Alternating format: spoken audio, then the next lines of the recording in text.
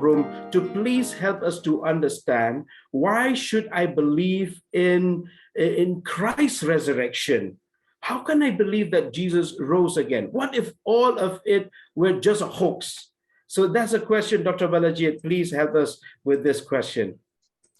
Thank you, Bishal. This is a very important question, especially in my own journey of searching and discovering Christ for who he claimed to be. And, I believe that at the heart of the Christian faith is this very, offer to examine for its veracity, for its authenticity or reliability. That is one of the important takeaway for me, even as I have come to believe in Christ. And please make a note, especially to all the viewers here, that it is important for us to understand that each and every worldview that is available out there, all of it ought to be examined. And Christianity especially is one that offers itself to be tested, to be examined. And I know of no other worldview that offers itself to be examined. Now, take for instance, if you were to ask me, how can we examine? You see, all the other worldviews that are there, all of them needs to be examined. Now, to be fair, I'm not saying that you should accept all worldviews at the same time, because every worldview is different in its central claim. But the Christian, I would encourage all of us to begin, especially in this season, to examine the person of Christ. And the reason why I'm saying is, at the very heart of the Christian claim, as the Apostle Paul would say, that, if you were to take Christianity as a whole, and if you were to ask, is Christianity true or false? Now, the Apostle Paul made a statement that I have not come across any other religious text, where he says in 1 Corinthians chapter 15, that if Christ did not rise from the grave, then he says everything falls to the ground. Or basically he's saying that, if Christ did not rise from the grave, you and I have believed in vain, and, our preaching is basically useless. So basically what he's saying is there is no point for us to move further, or for the Judeo-Christian worldview to move further, if Jesus Christ did not rise. So at the heart of the Christian faith is the very crux of the resurrection and its reliability.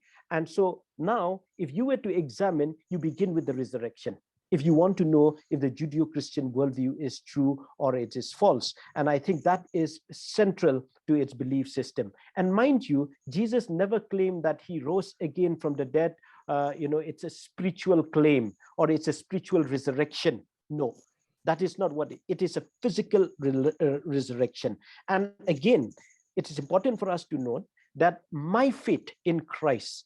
Now, if I say I believe in Christ, now, my faith in Christ is tightly linked to the resurrection of Christ. So basically, the subjective experience that I have of my Christian faith, which I can say, okay, I feel or I know for a fact that I have this relationship with God through the person of Christ, that is a subjective experience. But how do I know that this subjective experience is true? This can be tested because it is tightly linked with the resurrection of Jesus Christ, the physical resurrection of Christ. So that is where I think we need to begin.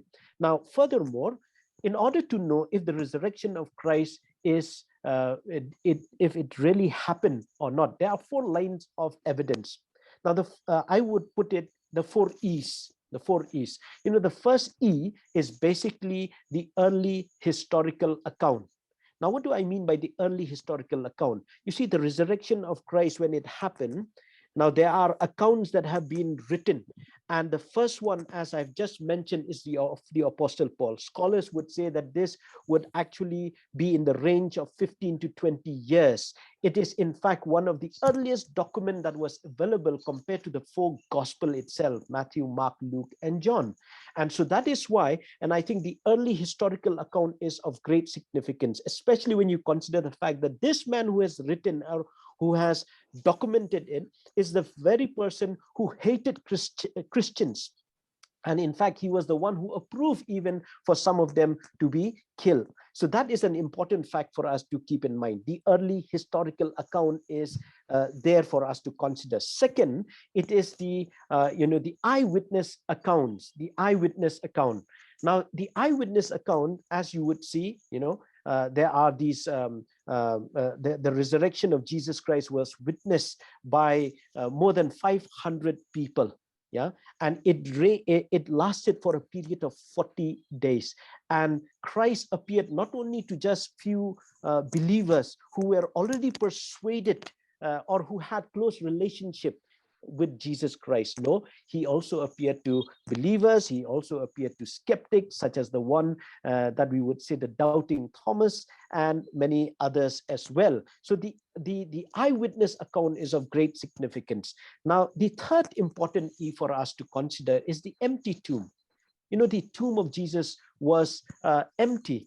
And this is something that even the Romans also testify to it, because till date nobody have actually said that, okay, the tomb of Jesus was still there, in the sense that the body of Jesus Christ was still there in the tomb. But no, they have given different explanations of why the tomb was empty. Now, that is something to be noted. Furthermore, regarding the resurrection of Jesus Christ was actually testified by women. And if you consider during that time, in that culture, the testimony of women was not taken seriously. It was not taken seriously. And so, it was something that was testified by women.